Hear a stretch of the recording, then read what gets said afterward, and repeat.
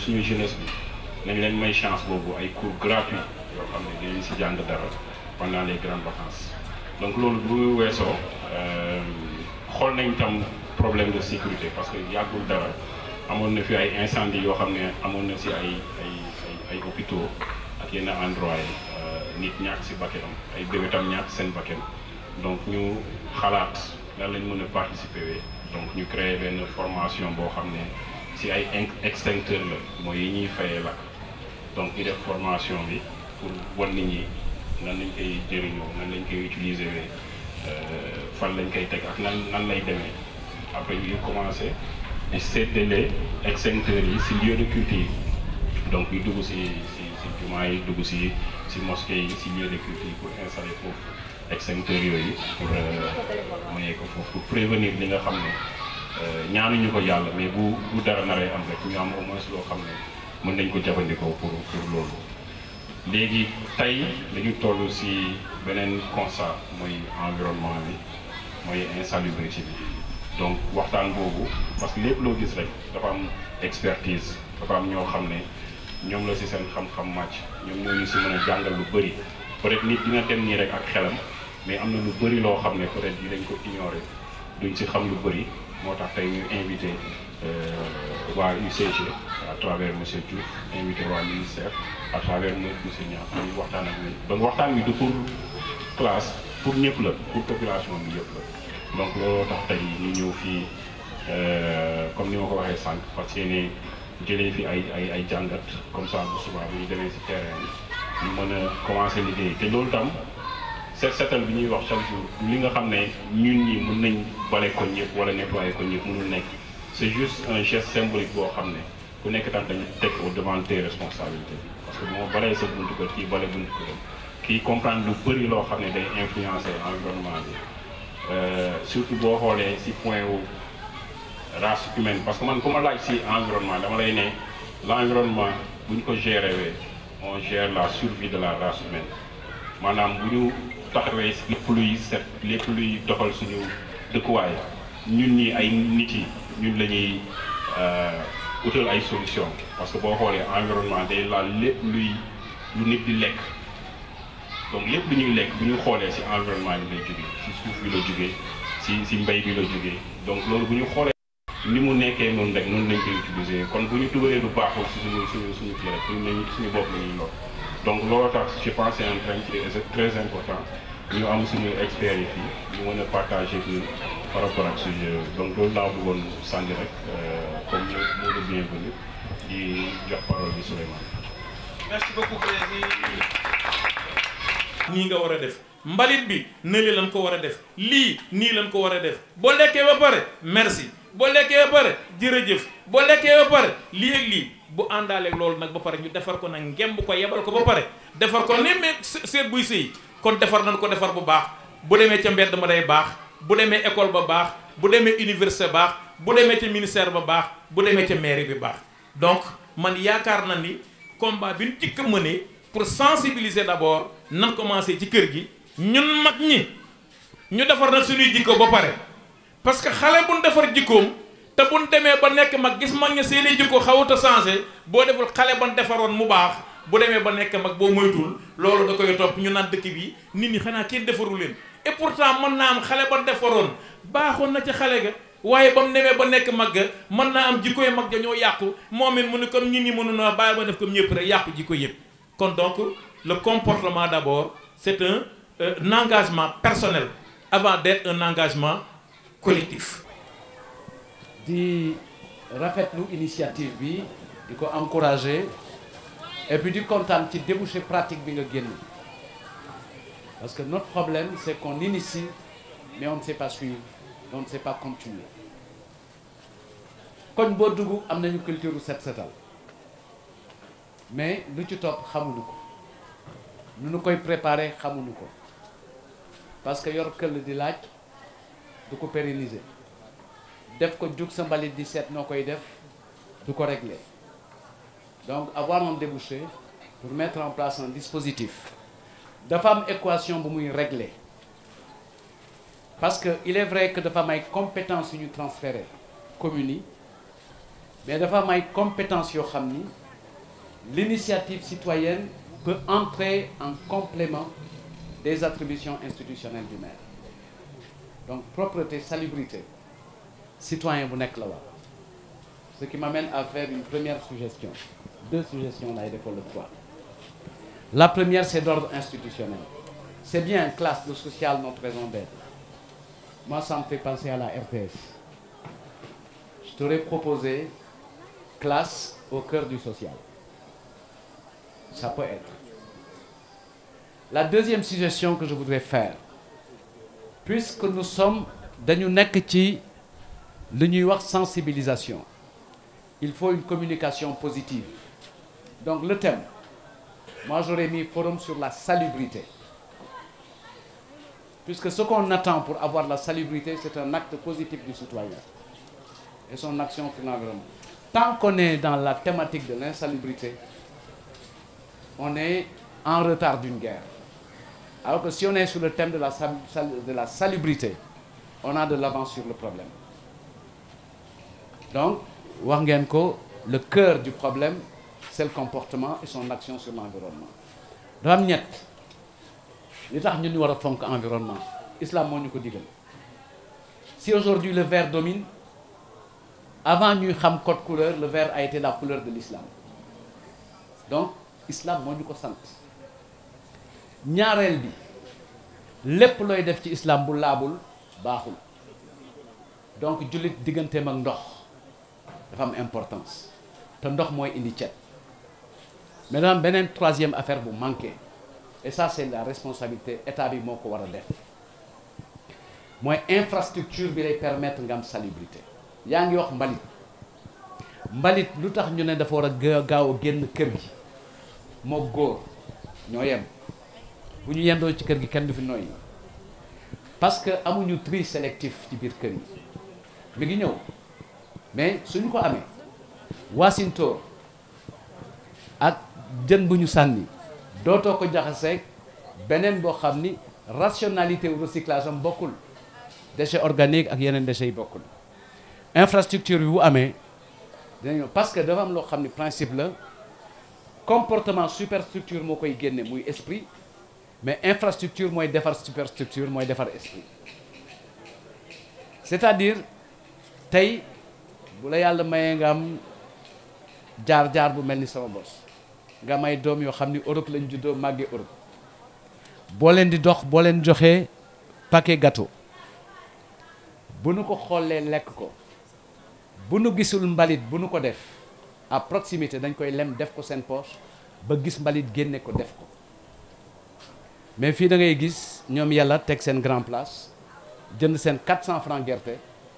toog di ko lekk ba mu jeex xollit yëpp ñu sànni ko foofu bàyyi ko fa jóg dem. Donc comportement yi loolu la. Donc bu infrastructure bi baaxee xëy na dañ ci yoon. Gis naa les dépôts normalisés. Donc il faut que ñu gën ci communiquer parce que foofu école du tri sélectif la, dépôt normalisé yi. Mais il faut aller encore plus loin. Ci expérience bi ñu am ñun li nga xam ni mën na polluer environnement, déchets yu mag a mag yi boo xoolee Europe dañu am expérience yoo xam ni booy sànni armoire bu damm wala ngay sànni lal bu yàqu wala ngay sànni frigidaire bu baaxatul, dafa am ñaari jour ci mois bi dana koy annoncer nit ñi génne ko teg ko buntu kër gi, ñi ko war a jël ko mën ko yóbbu. Donc loolu aussi dina bokk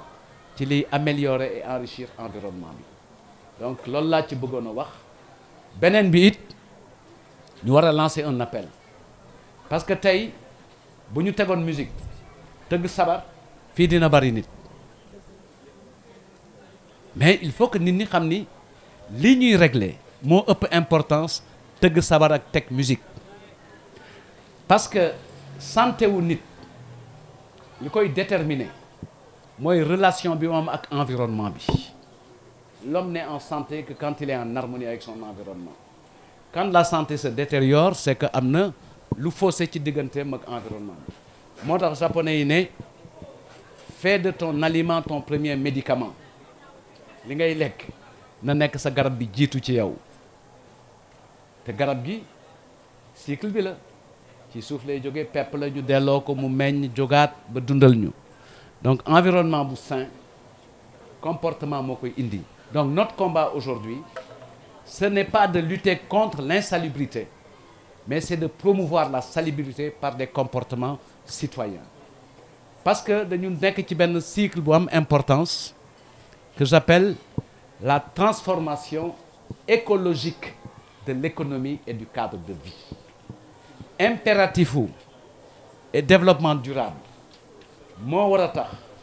ñu changer sunu ay mode de production changer également sunu ay mode de consommation te boo jëlee mode de production ak mode de consommation comportement moo ko tënk donc oui mais changer le comportement d'abord le comité va y aider et je pense qu'il faut prolonger au-delà du comité dans chaque zone cible il faut identifier un groupe d'acteurs clés parce que ñooñu ñooy porter le changement d'un point de vue de la dynamique communautaire dafa laaj beaucoup d'ingénierie sociale ci architecture bi ak ni ñu koy defee mais dans les quartiers il faut pérenniser des engagements citoyens. Donc pour vous dire que le milieu scolaire milieu la boo xam ne vraiment environnement bi war nañ ko fonk bu baax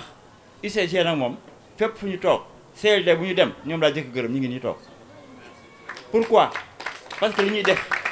dans les écoles en compagnie des associations de la Médina ñooñu ñëpp gis naa ko j'ai parcouru toutes les écoles ouverture bi mais li ngeen def yëpp gis nañ ko di leen sant di leen gërëm léegi au niveau de la Médina dans le quartier d'abord on a constaté que ni pavage yi d'accord baax na trop mais waroon nañu prévoir ay foo xamee ni soo leen amee ay garab ngeen ñëw jëmbat ko ba le milieu scolaire aussi c'est un milieu très sensible donc aussi association bi war na ci taxaw jàppale UCG de telle sorte que reboiser écoles yi aussi dina si baax merci beaucoup. par rapport ak kii parce que su ma xoolee sama bët nii rek ça veut dire que par rapport environnement lañ doon wax ñoom bëgg a xam ñu xam ne Médina quartier ouvert la ça veut dire que kii ça li may wax mooy par rapport ak analphabétisme ak précarité mun na ci jouer beneen aspect bi mooy occupation anarchique bon beneen aspect bi mooy si xarala yu bees si laay wax parce que si environnement tamit dafa naa ne si la bokk parce que nit ñi dafa am lu ñuy wax information ak communication parce que su may insisté si kii bi dama gis ne su ñuy dem di wax si kii yi maanaam doo dugg si kii waa man lan moo tax mooy mu am maanaam duñ ko si mën a boole te pourtant suñ ko xoolee leen loolu moo gën a war a mën a jariñ nga xam ne nit ñi beneen kii bi bon beneen aspect bi nag mooy li may kii mooy à l'instar comme ñu defee octobre rose classe bi mu dem ba ne serait-ce que mu kii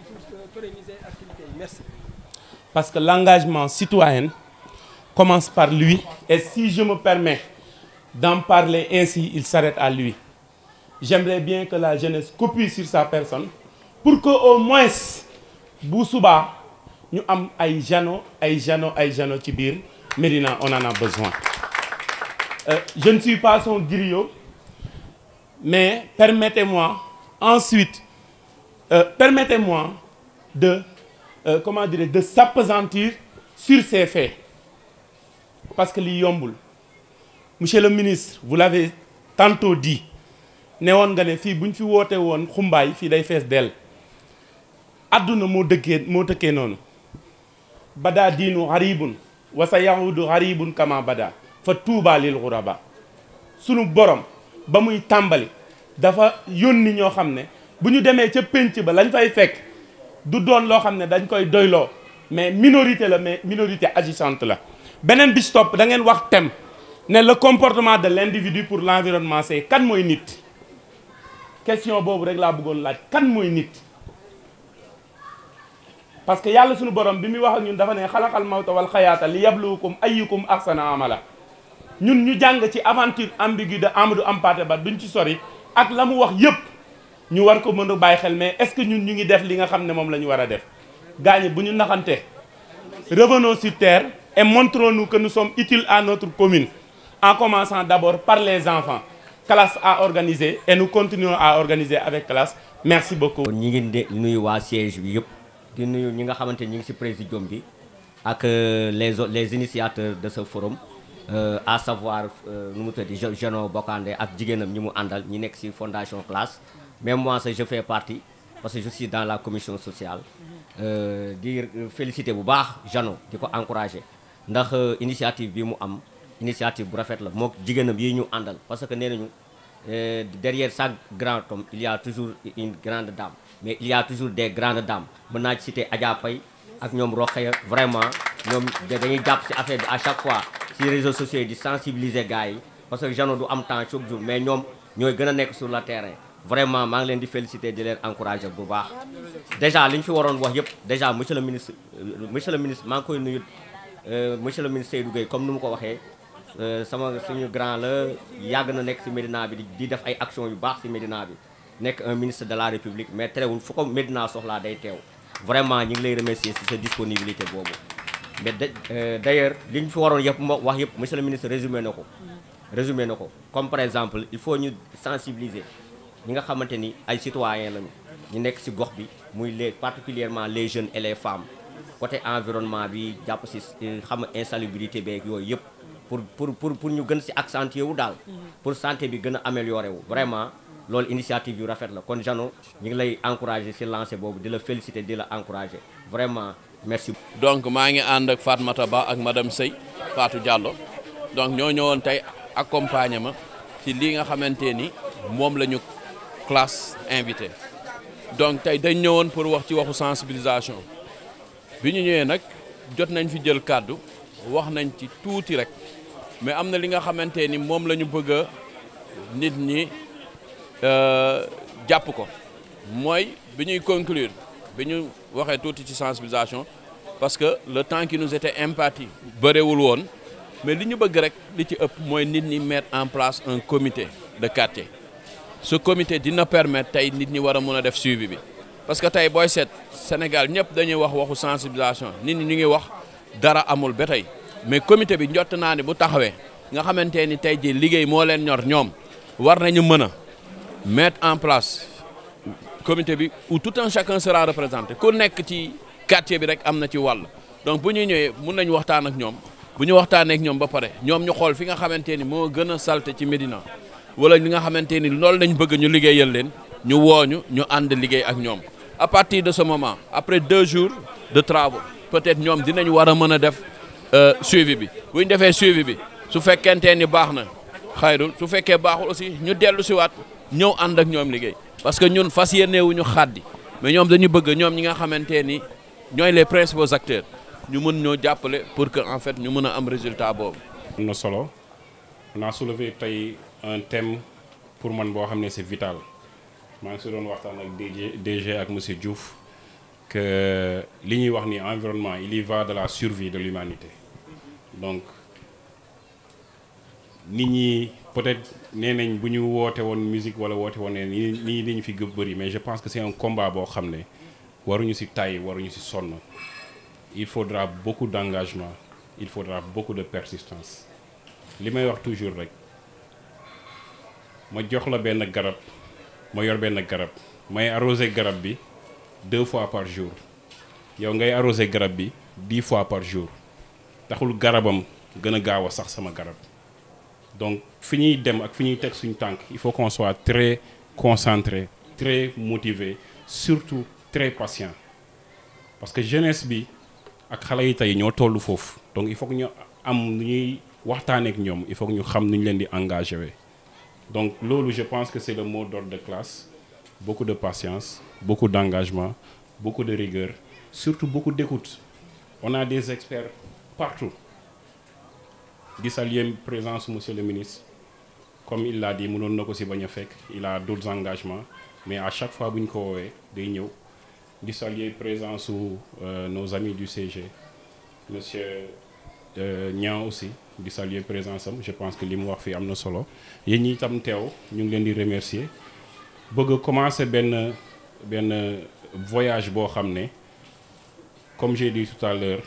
c'est pas du jour au lendemain qu'on va régler les problèmes qu'on voit aujourd'hui donc message yi ñu fiy jëlee bu ñu ko mënee jàllale bu mënee law bu ñu mënee yee tuuti conscience boobu si nit ñi ñu mën a xam ni am na loo xam ne suñu survie la donc c'est très important di remercier classe di remercier comité d'organisation bi di remercier particulièrement Cheikh Ibra li fi am tey yëpp je pense que 80% wala 90% yi moom rek moo ko def donc genre engagement yi la ñu soxla je pense que bu ñu amee nit ku mel nii ku yëngu ci environnement keneen ku mel nii di yëngu ci leneen ak leneen on va y arriver forcément donc di remercier waa Pencum Santhiaba tamit ñoom ñi permettre ñu am journée bi fii tey donc di leen jox rendez-vous demain à 9h du matin Gibraltar juste ci ginnaaw église bi sama rangée kër noonu.